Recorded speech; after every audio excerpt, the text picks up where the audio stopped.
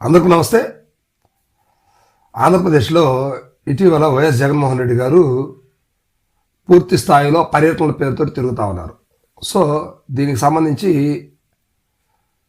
మొన్న గుంటూరు వచ్చారు, ఆ తర్వాత ఒకరోజు గ్యాప్ ఇచ్చి మళ్ళా విజయవాడ, ఇబ్రహీంపట్నం వచ్చారు. సో ఈ రెండు కూడా సబ్జెక్ట్ ఒకటే. వైఎస్ఆర్సీపీ మాజీ మంత్రులు వాళ్ళిద్దరు, అంబటి రాంబాబు, జోగి రమేష్, వాళ్ళిద్దరి మీద దాడి జరిగింది. ఇద్దరి ఆస్తి నష్టాలు జరిగినాయి. కార్లు తగలబెట్టారు, ఇళ్ళు తగలబెట్టారు, ఆస్తి పగలగొట్టారు. సో ఫిజికల్గా కూడా మ్యాన్ హ్యాండ్లింగ్ చేశారు. సో ఇదంతా కూడా పోలీసులు దగ్గరుండి చూస్తూనే ఉన్నారు, కానీ ఏంటి అని అడగలేదు. సో అడక్కపోగా పోలీసులు చేసినటువంటి వైఫల్యం ఏంటంటే, తప్పని చెప్పొచ్చు కానీ చెప్పకూడదు కదా. పోలీసులు చేసినటువంటి బ్లండర్ మిస్టేక్ ఏంటంటే, వాళ్ళు ఎదురుగుండంలోనే టీడీపీ గోండాలు అనబడేవాళ్ళు, టీడీపీ కార్యకర్తలు అనబడేవాళ్ళు, టీడీపీ రౌడీలు అనబడేటువంటి వాళ్ళు కర్రలు పట్టుకొని నిలబడ్డారు. వాళ్ళు కొడతంటే వీళ్ళు చూస్తూ ఉన్నారు పోలీసులు. ఆ తర్వాత వారి ఆస్తి నష్టం జరిగేటప్పుడు కూడా పోలీసులు అక్కడే ఉన్నారు, కానీ ఎటువంటి చర్యలు తీసుకోలేదు. పైగా ఇంకొక దుర్మార్గమైనటువంటి చర్యలు ఏంటంటే, వాళ్ళ మీద కేసు పెట్టి వాళ్ళని లోపల పెట్టారు. ఇది చాలా హేయమైనటువంటి చర్య, దుర్మార్గమైనటువంటి పని అని చెప్పవచ్చు. సరే, కూటమికి కక్ష ఉంది, వైఎస్ఆర్సీపీ వాళ్ళని అరెస్ట్ చేయాలి, ఏదో విధంగా ఏదో కేసులు బనాయించి లోపల పెట్టాలనుకుంటుంది. కానీ 2019 నుంచి 2024 వరకు వైఎస్ఆర్సీపీ ఎవరిని టార్గెట్ చేసింది? అంతకుముందు 14 నుంచి 19 వరకు ఉన్నటువంటి తెలుగుదేశం పార్టీ నాయకులు ఎవరైతే వైఎస్ఆర్సీపీ మీద దుడుకుగా ప్రవర్తించారో వారిని మాత్రమే 19 నుంచి 24 వరకు వైసీపీ టార్గెట్ చేసింది. అలాంటి వాళ్ళ మీదనే అరెస్టులు చేయడం కానీ స్టేషన్లో పెట్టేయడం కానీ జరిగింది. ఇది మనందరికీ తెలిసిన విషయం. కానీ కూటమి వచ్చాక మళ్ళీ ఏం చేసింది? 14లో కూటమి గెలిచాక సో మొత్తం అందరికి, అంటే తనాపర భేదం అనేది లేదు, ఎవడు దొరికితే వాడు వైఎస్ఆర్సీపీ వాడు అంటే చాలు, వాడిని వేసేయండి, వాడిని లోపల పెట్టేసేయండి అన్న లెక్కలో జరుగుతూ ఉంది. సో ఇది కూటమిలో ప్రధానంగా తెలుగుదేశం పార్టీ ఇలాంటి కార్యక్రమాలు నెరవేరుస్తూ ఉంది. అదేవిధంగా జనసేన కూడా తానా అంటే తందానా అనే క్రమంలో నడుస్తూ ఉంది. సో ఇక చూస్తే వైఎస్ఆర్సీపీలు ఈ మధ్య కాలంలో దాడులు జరిగి అరెస్టులు చేసినటువంటి వాళ్ళు చాలామంది ఉన్నారు.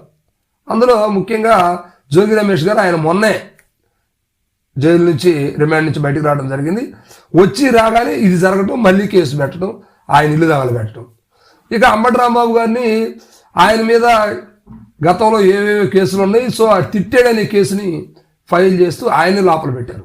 సో అయితే వీళ్ళిద్దరిని కూడా పరామర్శించడానికి జగన్మోహన్ రెడ్డి గారు ఒక వ్యూహంతో తాడేపల్లి నుంచి బయలుదేరి వచ్చాడు. తాడేపల్లి నుంచి అటు విజయవాడ మీదుగా ఇబ్రహీంపట్నం, అదేవిధంగా తాడేపల్లి నుంచి గుంటూరు రావడానికి, ఈ రెండు కూడా ఒకే కార్యక్రమాలు.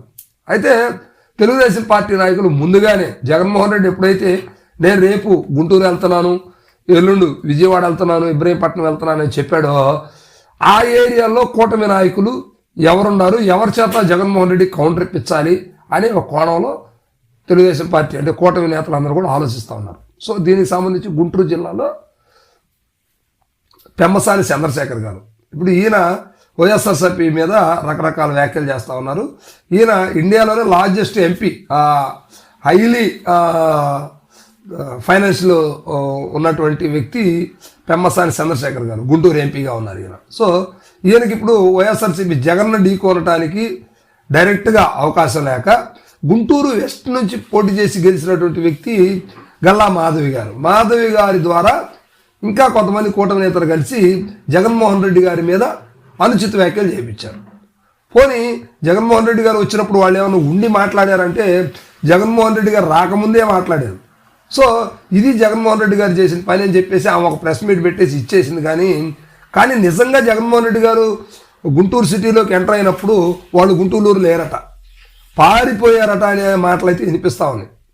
మరి వచ్చినప్పుడు ఇదిగో ఇలా తప్పు జరిగింది, ఇది జరిగిందని చెప్పేసి ఒక ప్రెస్ మీట్ పెట్టి చెప్పాలిగా, పోనీ అయిపోయినాకైనా చెప్పాలి కదా, అది కూడా చేయలేదు. సో ఇదంతా కూడా గల్లా మాధవి గారు ఎందుకు చేశారు? తనకు వ్యక్తిగత విభేదాలు ఏమి లేవు జగన్మోహన్ రెడ్డి గారితో.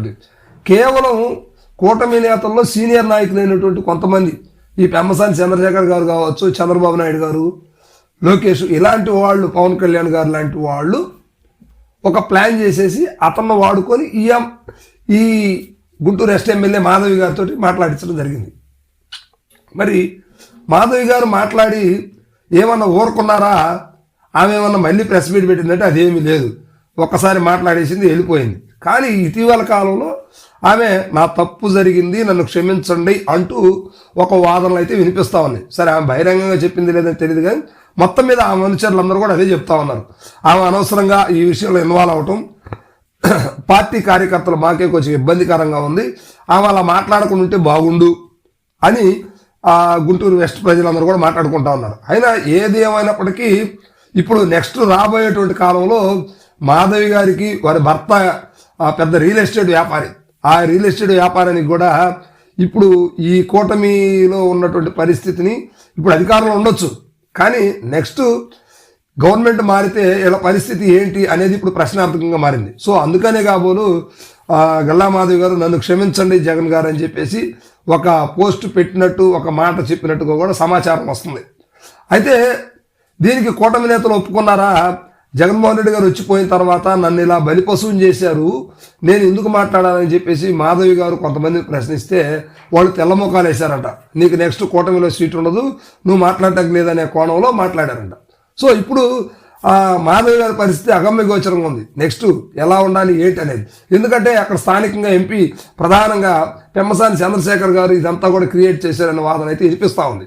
సో మరి ఇప్పుడు రేపు జగన్ గవర్నమెంట్ వచ్చిన తర్వాత కావచ్చు, లేకపోతే జగన్ సైనికులు కావచ్చు, జగన్ అభిమానులు కావచ్చు, జగన్ ప్రజలంతా కూడా తిరుగుబాటు చేస్తే ఇప్పుడు జరిగినటువంటి దాడులు వీళ్ళ మీద మళ్ళీ రేపు జరగని గ్యారంటీ ఏమైనా ఉందా? జరిగితే పరిస్థితి ఏంటి? ఇప్పుడు ప్రశ్న అనమాట. సో మొత్తం మీద మాత్రం గల్లా మాధవ్ గారి వ్యాఖ్యల్ని వెనక్కి తీసుకుంటారా, లేకపోతే ఆమె రాజీనామా చేస్తారా, ఆమె మీద కేసు ఫైల్ చేస్తారా? అసలు ఈ గొడవంతర కారణం ఆమె అన్నట్టుగా కూటమి నేతలే సృష్టించారు. ఇప్పుడు ఆ పరిస్థితి ఏంటి అనేది ఇప్పుడు రాష్ట్ర వ్యాప్తంగా కూడా చర్చనీయాంశంగా మారింది.